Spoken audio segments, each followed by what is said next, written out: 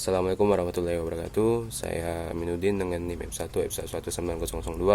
Di sini saya akan menjawab pertanyaan ujian metode farmakologi, yaitu nomor 1 dengan soal menjelaskan sekurang-kurangnya 3 teknik dan strategi baru yang banyak berkontribusi dalam penemuan obat dan berikan contoh-contohnya. Jadi di sini saya mengambil 3 teknik. Yang pertama yaitu penerapan kimia kuantum dalam pengikatan protein ligan. Kemudian strategi fotoaktivasi dalam kimia obat, dan yang ketiga adalah pembuatan profil target virtual. Jadi yang pertama yaitu penerapan kimia kuantum dalam pengikatan protein ligan. Jadi pada teknik ini lebih tepatnya digunakan teknik komputasi, biasa disebut dengan teknik in silico.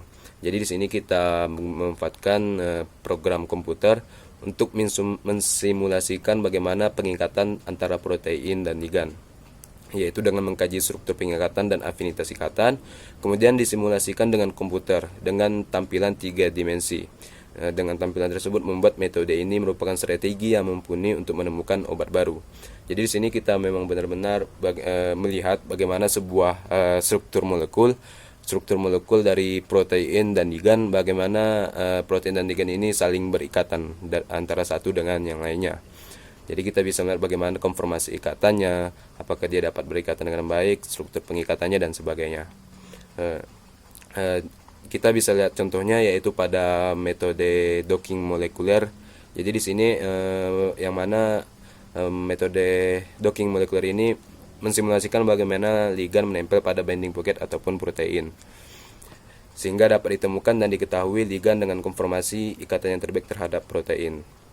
Misalnya, untuk mengetahui sebuah flavonoid, sebuah turunan flavonoid dari sebuah tanaman apakah memiliki aktivitas antiinflamasi, kita menggunakan program metode docking molekuler.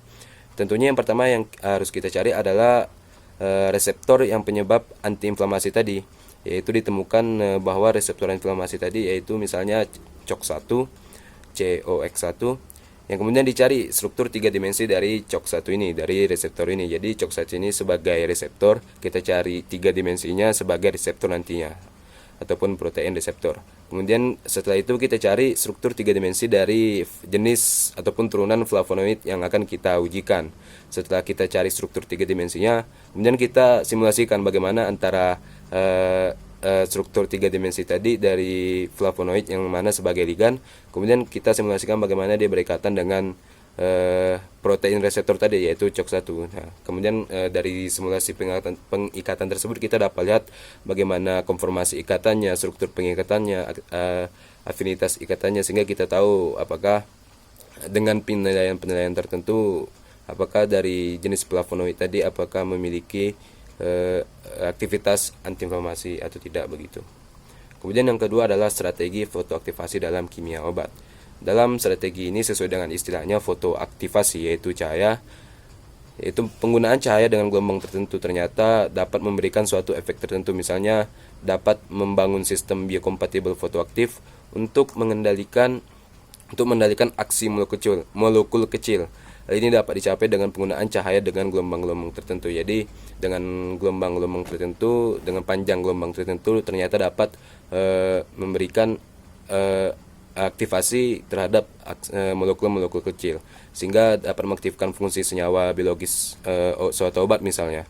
Bahkan dapat meningkatkan atau mengubah afinitas suatu obat pada target tertentu. Jadi dalam hal ini cahaya dapat mendukung dan meningkatkan efikasi dari suatu obat, walaupun hingga saat ini ternyata masih sedikit penelitian, bahkan belum sampai pada tahap pengembangan klinis. Contohnya obat yang diberikan secara topikal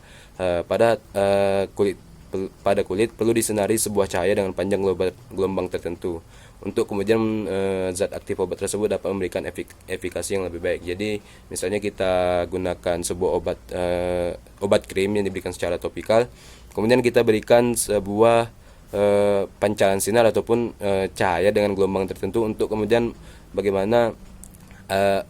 memberikan dorongan terhadap zat aktif pada obat tersebut agar dapat bekerja secara maksimal dan secara lebih baik lagi begitu. Kemudian yang ketiga adalah memberikan pembuatan profil target virtual. Jadi dalam metode ini dibuat model ataupun desain target obat yang selanjutnya dilakukan penyaringan ataupun screening senyawa yang sesuai dengan target obat tadi. Jadi kita membuat struktur membuat struktur dari target yang akan kita cari obatnya.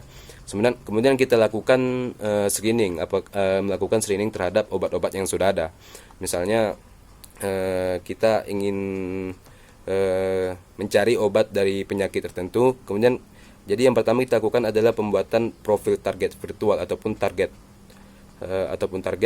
Jadi kita buat seperti desain profilnya, sisi aktifnya, kemudian kita screeningkan bagaimana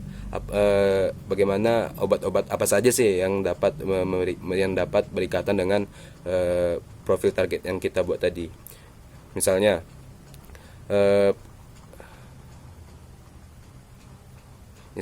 dalam obat COVID-19 dilakukan pembuatan model target obat, kemudian dilakukan penyaringan dari obat-obat yang sudah ada, kemudian ditemukan sebuah obat yang dapat bekerja pada target obat tersebut. Jadi profil target ini sebenarnya nantinya akan menjadi awal mula dari metode yang lain seperti molecular docking, yang juga tentunya membutuhkan profil ataupun model dari target obat yang akan kita cari. Kemudian juga dapat dilakukan modifikasi obat yang sudah ada agar sesuai dengan target obat yang tadi kita buat begitu. Mungkin itu saja yang dapat saya sampaikan. Lebih dan kurangnya saya mohon maaf. Terima kasih. Wassalamualaikum warahmatullahi wabarakatuh.